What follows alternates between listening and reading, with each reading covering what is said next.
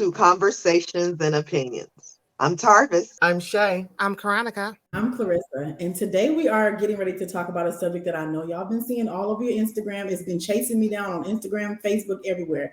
The state of our food in the United States of America. Just a little story. We share, between the four of us, we share videos all day, every day, and there's so many videos popping up about food allergies, cancer from foods, cancer from pesticides. And then we've got a whole other sector of people teaching us how to garden, teaching us how to eat properly, teaching us how to be more vegan or be just more healthy in general. So let's open up the dialogue about, does everybody agree that there is food possibly poisoning us? Absolutely. That's the number one killer. That's where all the diseases come from. Yeah. We live in a sick country. I don't say we have health care. I say we have sick management. Wow. Because everything is so processed. I'll never forget, I saw a video, I don't know if it was on Instagram or whatever, and the gentleman that was talking about, you know, people say, I crave, because I say it all the time, I crave beef, I crave beef. And he was like, do you really crave it? Because you don't go to the store and eat it raw. You crave the seasoning, which are plants. So what are you really craving when people say they can't go vegan? I'm here to let you know. I'm minimizing my beef intake, but I had a little, I'm gonna be real vulnerable right now, real bubble gut situation yesterday, okay? Okay. Y'all know I keep it 100. And I was like, oh my God, what can I eat that, you know, wouldn't trigger it again? And I never can pronounce it correctly. Chloe, but what is it called? Me and Karonica went there. The T word. Turmeric? No, the restaurant, the raw vegan restaurant. What's the name of it? Cecili's. Yes. Went to Cecili's and got the kale mixture with my black eyed pea, hummus, tomatoes, and onions. When I tell you, when I ate that, immediate stop. It was like I had took Imodium or something, but I was like, so it really does make a difference in living food as opposed to dead food. So don't get it twisted. I'm still in the beginning phases. I like my beef. I like my lamb. I ain't big on the chicken aspect. But now that I know that when you're truly eating living foods, it will stop whatever you're going through as far as disease or whatever. I just have to have that.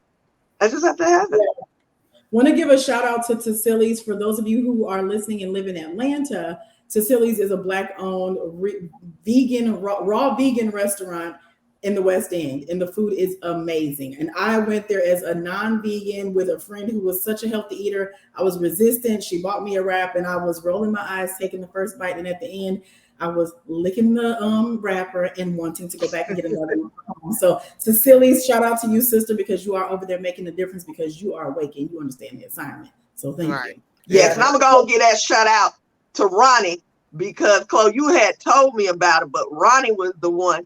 She had Karonica, for y'all who don't know who Ronnie is. She my cousin, that's what I call her. But she was like, I want to ride down there. And I was like, okay. Other than that, I wouldn't have went probably, but I thank both of y'all for that, because I'm there once a week. Like I got big money, but I'm there once a week. Y'all just left me out of the whole loop. I ain't know nothing about this until Kron was like, yeah, I'm eating this delicious wrap. It was really good. I was talking to Clarissa, she was mentioning, then Clarissa likes to send screenshots, bait shots to you. Yeah. If you look, I was like, oh dang. So I was like, I'm gonna go tomorrow. Then I'm like, oh no, I'm going today. I was cracking up when Tarvis said I'm riding down with Karonica. I'm like, I just talked to her an hour ago. I thought she was going tomorrow. So you went today, that day, yeah. So Shay, let me tell you, I'm always looking out for you. And I always say, Karonica, did you ask Shay? Did you tell Shay? So it was early though. That was early. Yes. Okay. So, but the reason that we wanted to talk about this today, we have all been on a health journey at some point or another. Yes. Right. You know, trying to drink more water, trying to get our skin together, trying to get our hair to grow, trying to get your nails to do something differently. And just over time, we've all done independent research and have shared with each other. And it all just keeps coming back to, and it's not just food, it's food in our country. I was watching a couple of YouTube videos, and if y'all, I'm telling you, you will get down a rabbit hole. I was watching these videos. It's the series is Tell Me Something You Learned About America After You Moved out of the country. So people that used to, they're Americans, but they moved to other countries. And the number one, well, there was a top three. Healthcare was one, food was another, and then police brutality was another. But one of the constants was food. People were saying, I lost 30 pounds immediately. Like one girl was saying, I don't get it. I've been living in London and I eat McDonald's every day like I did in the United States, and I lost 30 pounds. How did I lose 30 pounds eating the same exact food? And another guy said, yeah, I went to the grocery store and I bought meat. Did y'all know that meat in other countries doesn't blah, blah, blah? Like all the food stuff, people were baffled that in America, we do stuff that's the complete norm. In other countries, ban certain things, certain, there's so many things about our country that it's confusing as to why we're doing and eating things that other countries have absolutely outlawed. Like you can't even serve it. So what do y'all think? What do y'all think about why our country? I was actually just reading a little something. It was basically saying Americans' diets have become energy rich but nutrient poor. And it was saying partly because the agricultural methods have stripped nutrients from the soil. Yep. Wow. So and then it says that Americans eat more processed food with less fiber. And then it just goes on and just talks about like the micronutrients. It's basically saying we lack all of the things that make the food good food in America. Right. But you know, I'm sorry. Go ahead. I was gonna say, and I just think that also for Americans, it's a mental thing. Also, because like you said about the beef earlier, like we talk about moderation, but we really don't know what moderation is. Like, when you say I'm craving that, it's like you don't necessarily have to be, in my opinion, a vegan, but eating vegan food, going to vegan restaurants this day, or eating leaner meats this day, or just eating vegetables for this week, that's not our norm mentality. Most Americans, well, I don't know, a lot of Americans believe that I have to have a meat, I have to have a starch, I have to have this. So that's how they eat. Like I hear people say, oh, I need my meat, like I need to have the meat. Like some people just do not know how to eat without meat. And that's not us trying to make people go to vegan, be a vegan person, but at the same time, because nobody on this panel is vegan, but at the same time, we know mentally it is okay to eat raw vegetables. It's okay to not have meat for dinner. It's okay to just the raw salad and stuff like that. But I think mentally because growing up, when your parents feed you food, they fed you a meat. If you ain't have a meat, you ain't have no balanced food. Make stews back in the day, they had meat in the stew. Might not have a lot. So I think for us also as Americans, it's a mental thing. We don't know how to eat because we were never really taught correctly. And you know what? You just touched on something about like maybe we were eating stuff that back in the day they didn't have a lot of meat in there. So that ties to look at how much more people are sick in their 20s, 30s, 40s nowadays. 100 years ago, 30-year-olds were not dying of heart attacks. Okay, they weren't doing that. And what I noticed, well, I've done, like I said, we've done a lot of research. There's a documentary, Forks Over Knives, and I'm sure everybody has seen something or a clip from it and just maybe not know that's the documentary. But the doctor in that film, he did what was called the China Study. Well, he wrote a book called the China Study, and during the documentary, they also talk about one of the studies he did where in Japan, there's one small village in Japan that has the most 100-year-olds in the world. Like lots of people turn 100 in that little village. And the difference, and then the village, a couple of not too far, the death rate is alarmingly higher for people in their 50s. The difference was in one village, the people were poor and couldn't afford meat. So they're eating vegetables and rice. That's it. And then the rich people that can afford the meats are eating an abundance of meat and fatty foods and desserts and overwhelming their menus with luxury items that the poor people couldn't afford. So the poor people are outliving the rich people because of what was considered to be scarce food, but they're actually eating much healthier just because they couldn't afford it. So if poor people are living to 100 and rich people are dying at 50 because they can afford stuff, these numbers are very loose. But there's something to it, because back in the day when our grandparents and great-grandparents were living on the farm and you had to feed 8 children, nobody was getting a whole steak on their plate. Nobody was getting that stuff. So it's definitely, there's some. But you know what I want to say is, when we talk about America, America is based off the almighty dollar. Period. Point blank. And the sad part about that is it ain't even worth the paper it's printed on. Because there was some video, I don't even know if it was Instagram or Facebook. It was this factory. I don't know what the meat or what that texture was, but they were painting apples. And I was like, what? That's why I no longer buy apples in the grocery store. I go to the orchard. I try to find Black-owned harvest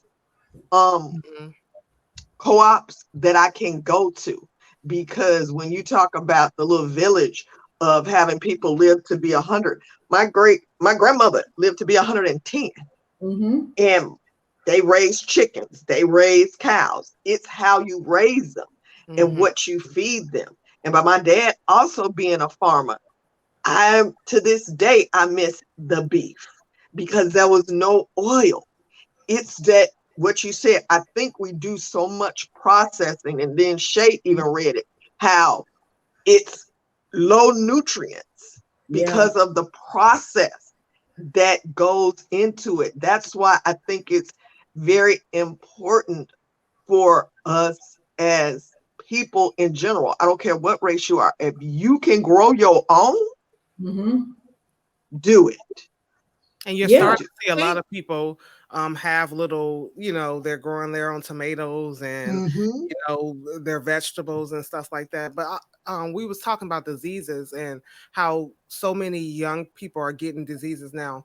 I don't know if y'all have noticed it, and maybe it's just something that I just wasn't aware of, but I'm seeing an abundance of like the gut issues, but more so like a lot of stomach cancers and stuff like that that's coming up. And I'm like, okay, when you see that and you're like, okay, this person has it, this person has it, this person has it. It gets scary, and then you're like, yes, it's seeming very common, like more common than some of the ones that used to be common. And it's like, you're like, where is this coming from? And in the back of your mind, you already know a lot of this is the food that we're putting in our bodies. Correct. That is causing all these issues. But I think that it still goes back to that we just don't know how to eat, because on top of what we're saying about the food, on top of the bad food, we're adding bad oils on top of the oils that's already in the stuff. Like the way we were taught to cook, the way we were taught to eat. If we eat the other way, we're like, oh, that's dry food or that's that. But at some point, what you're used to being smothered in butter, 2-3 sticks of butter to make them pork chops. Oh yeah, my granny used to put you got to put the 3 sticks of butter in there. At some point, it can't be anymore. Like it's like that's like a treat. Oh yeah, we get that every once a year, But I know, especially the Black community, was like Sunday dinner every week. Right. So I think we just got to do better with knowledge, educating ourselves, and trying to learn a different way. Unlearn the stuff that we were taught, and relearn new things. It's crazy that we have to go to the grocery store, and I literally have to read the back of the bottle or whatever it is I'm looking at to see what's in it, and then I have to really look at the very fine print at the very bottom, because it might say this may cause cancer, or this has some type of horrible stuff in there that should not be in a person's body. Like Veronica was saying, even the oils, like I've learned so many things about just olive oils and grapeseed oils, Cooking temperatures for the types of oil. Right. It's so crazy. I was just trying to research and trying to figure out what type of diet I want to. When I say diet, I'm not saying like, oh, weight loss diet. I need a diet that's going to help me understand my body, because a lot of times, like, everybody's different. Like, certain things might give you energy and it gives you like it helps you lose weight, but that same thing might not do the same thing for me. So like I got to figure out. I was looking at the Mediterranean diet, but then you got to be real careful, because Mediterranean diet in another country is cool because they have these fresh oils. Everything is natural. Is nothing snuck in there to just distort the food. So now I got that same Mediterranean diet I'm trying to do is so different from the one in another world. I mean, another country. The one I'm trying to do, I have to actually search for certain foods that, you know, like the meats or the beans or the lentils, like all of those things. I have to, how was the lentils made? Because hearing, you know, they, you know what I'm saying? Like the pesticides, like you got to go through all of this. And then someone like me who have PCOS, like I have to be very careful when it comes to hormones. And so, you know, just that whole thing is just crazy and ridiculous. And I don't understand like how we can live in a country where we all live here.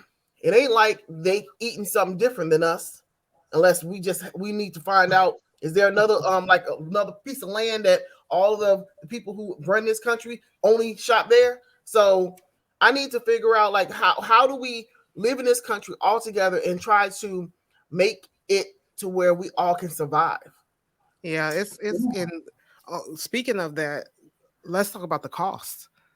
Just the cost of, like, you got some people you see on there, they're frying their chicken in avocado oil. Has anybody purchased avocado oil before? Yes, and it's not the same cost as Crisco or vegetable oil. A batch of chicken is like, okay. So it's like, look at the cost of just to get the healthy oils that they suggesting that you do these things. And you're like, okay, is this chicken only going to be 2 pieces of chicken fried and we just got to eat off of this? Like, and then it's like the cost is like tripled of what you would just buy. So it forces people when you're in that store. Even like I was telling another family member of ours is that, like, she was like, I was like, you can cut the corners and get some mashed potatoes from the store, the frozen kind. But I was like, you got to read the back of it, because they do have healthy versions that all it is mashed potatoes and butter in it. But then you got the other ones, if you don't read the back, it has a whole list of it, but you're going to pay for it. So some people are like, oh, this is on sale for 2 for $5. I'm going to get the 2 for $5. But sometimes you got to pay the other $2 just so that you don't get the other chemicals that are in the, and it's crazy, but everybody doesn't have the ability, because if you got 6 kids and somebody works from home, I mean, somebody is at home parent and the other person's working, you're trying to cut down your budget on what, so it forces us Americans to not always eat as good as we probably should. As we like, And then even with the food packaging, like I'm becoming more highly aware of the words that they're using. Pasteurized food product, and then say food like substance, and other ones will say, you know, have an asterisk, and then like Shay was saying, go down to the fine print, what is this asterisk?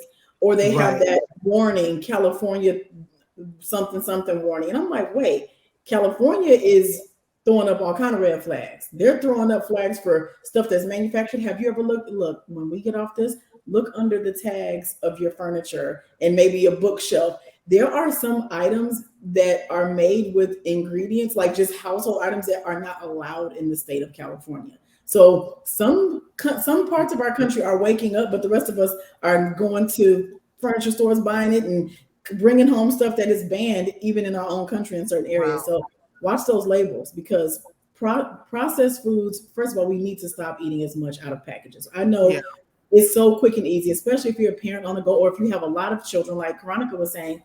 It's really easy to go get 2 big DiGiorno pizzas and throw them in the oven to feed 6 kids than it is to organically source chicken and then find enough heirloom carrots and all this and that. It can be difficult. And you might look, I have 45 minutes and 6 children. What can I do? Right. Oh, yes, it will take planning. It will take educating yourself. But I think it's possible to be successful and try to eat properly. Oh, yeah, definitely. Your life really does depend on it at the end of the day.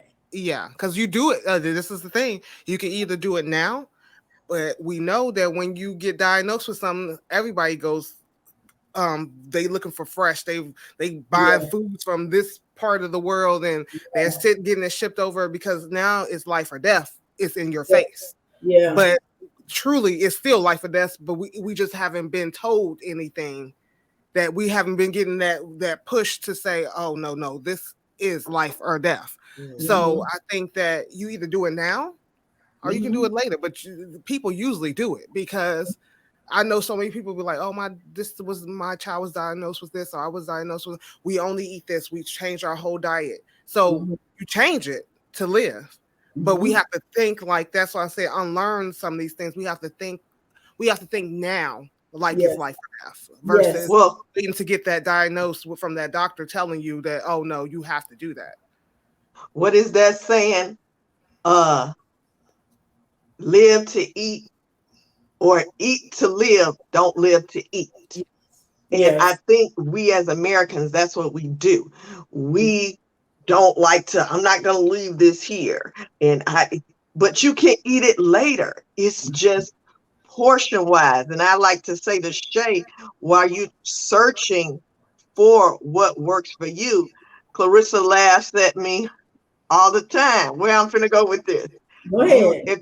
If you find out what your blood type is, and take from that the vegetables, the nuts, the oils, and things that it says are beneficial for you, I think that would catapult you into a better living situation. Just like, y'all know how I frown my nose up all the time with mushrooms. But I think I sent it to you guys. I can't remember how it says to substitute a particular mushroom for hamburger meat or this, that, and the other. So I'm going to start trying to cook it myself, like the trumpet mushrooms, what is it? I think it's the what's the big ones? The portobellos. Yeah, because my mom is like you guys. She loves mushrooms. I've never liked it, and then because it's fungus. So, and then they also had one about walnuts, and I think Tabitha Brown uses walnuts a lot because I think she has a recipe about lettuce wraps. I'm saying all that to say this. Again, I'm co-signing what everybody has said. A, we have to do research. B, figure out what your blood type is. That's what I'm going to say. And C, just make sure you're eating to live and you're not living to eat. Amen. Yeah, I totally get what you're saying, Tarvis. I think, but also sometimes like the natural, like going according to your blood type and everything, it's cool. But like if you have a deficiency, like I'm not really supposed to be eating certain types of nuts, but according to my blood type, I'm supposed to be eating those nuts. Like, or certain things is more beneficial for me because of what it is. You know what I'm saying? Sometimes I can eat this and it might not do nothing to me. Like it may say, oh, you can eat fish and shrimp, but for some reason it makes me sick. You know what I'm saying? So it just depends on like what's going on with you too. I think that out there, those particular things, like with the PCOS, that's a world of its own too. I see a lot of people doing that, but also allergies. I think that a lot of people don't know what they're allergic to, and you're not going to get past that if you don't know what food allergy, because food allergy don't mean death. That don't mean when you eat it, you die. You might be eating and you be like, I've been having these headaches for years. I always broke out in this rash a little bit. But you eat so many things during the day, you don't know you just thinking What that's it just your is. body, Right. you know, so I think knowing your body, because everybody is different. I had a friend who, her husband was a chiropractor, and he one day just was allergic to almost everything. Everything. He was having blisters and losing weight, and they could not figure out what was wrong with him. When they realized it was the food, he had to change. It was hardly, it wasn't a whole lot of stuff he could eat. He has to substitute a whole lot of stuff for this and this. So sometimes we got something in us. I don't know what that's called. That you don't know what throughout life that you shouldn't have been eating anyway, and now today your body is like, oh, it's enough. It's enough. Yes. Shut everything Right. down. I had an allergy test done like 4 years ago, and it was hilarious because I'm allergic to turkey and have been eating it my entire life. a lot of it. A lot of it. And when I saw that, I was laughing. I was like, well, how have I not died? I literally asked the allergist, and he said, most of the time with food allergies, they are trying, some people consider it a food intolerance. Like your body doesn't like to tolerate it, but it doesn't show up in the form of hives or something like that. So I had a bunch of food intolerances and stuff that my mom would have been like, well, too bad. You're going to eat when you were little, because it's like, allergic to turkey, mustard. I was like, y'all are playing with me, because I've never felt terrible, but maybe I'm used to feeling that way after eating turkey sandwiches with mustard, because I've been eating it my whole life. The feeling that I may have gotten, there were no alarms when I saw. Yeah, so it's like, man, so food intolerances are a big deal too. So yeah. So let me ask this question. It may be a stupid question, but I'm gonna ask it anyway. Is there a difference with food allergy test and just an allergy test? Yes. Okay. They tested for like elements and the environmental elements and also food. So the test I did both. Okay, because see, I had an allergy test, but it wasn't a food allergy test. You know what I'm saying? Like, what would cause issues with me? It And depends. I think that had to do with my sinuses. So I was like, I see a lot on Instagram and Facebook about having a food allergy test. Yeah. So you'll know what your body will and will not react to. And then to piggyback on what I just said, as we mature and get older, your body chemistry changes. So like you guys were saying, like we grew up on these things and we had no problems. And now as we're getting older and maturing, it's, oh, a no, this does this to me. You know what I'm saying? So in my mind, I guess we should do food allergy and allergy tests on a regular, like every 5-10 years or something. You should. I know the food allergy tests that some people prick you for food allergies. My doctor said that he didn't recommend that. He said because you eat the food. So he said he recommended blood testing because of when you eat the food, right, you want to see what it does to your body. Mm-hmm. So he said that he said to him that's more. So it just depends, but they are supposed to kind of tell you how your inside of your body is reacting to this food that you're taking in. Wow. And then when you look at that, you're like, I was like, yeah, give me that blood test. Yeah. See what's going on. Because sometimes you get sick and you be like, I mean, we're just so used to saying, oh, that made me sick. Because I saw so many people like, oh, I'm not going to eat an avocado no more. That made me sick. It's like, but did avocado really make you sick? Yeah. Did them onions make you sick? Like, because we just guess. We're guessing the country. We guess. You don't know. Yeah. I think this is highly, I'm sure that we've rustled up a lot of questions and even while we're talking, I have more questions for myself, and I'm like, oh my God. So y'all, everybody just take some time, because your family, you care about the health of everyone in your house that you're responsible for feeding. So, let's less processing. And by no means are any of us dietitians on this call, nutrition specialists, but we are people who would like to spread information that is for the greater good of our community. So do some research, your own research, check some stuff out, and leave some comments for us so we can pick up on some stuff that maybe we don't know about. So yeah, this is a great one, ladies. Yes, let's learn together. Like, we just need to learn together, because let us know what. Right.